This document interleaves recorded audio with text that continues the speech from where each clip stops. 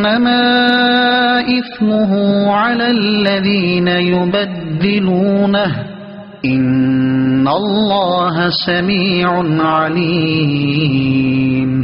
ترجمہ، پھر جو وصیت کو سننے کے بعد اسے تبدیل کر دے تو اس کا گناہ ان بدلنے والوں پر ہی ہے، بے شک اللہ سننے والا جاننے والا ہے۔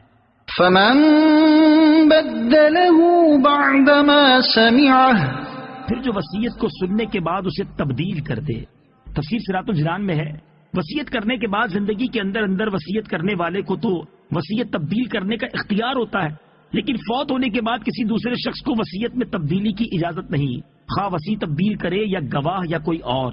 یوں ہی وصیت کے کاغذات میں تبدیلی کی جائے یا مال کی تقسیم میں، افسوس کے مال کی محبت میں لوگ وصیتوں میں بہت ہیر پھیر کرتے ہیں، وصیت چھپا دیتے ہیں، جعلی وصیت نامے بنا لیتے ہیں اور وصیت میں تبدیلی کر دیتے ہیں، وصیت پر عمل نہیں کرتے۔ ایک اہم مسئلہ یہ بھی یاد رہے کہ وصیت کے بارے میں ضروری ہے کہ شریعت نے جو قوانین بنائے ہیں ان پر عمل کیا جائے، ان سے ہٹ کر عمل کرنے کی اجازت نہیں۔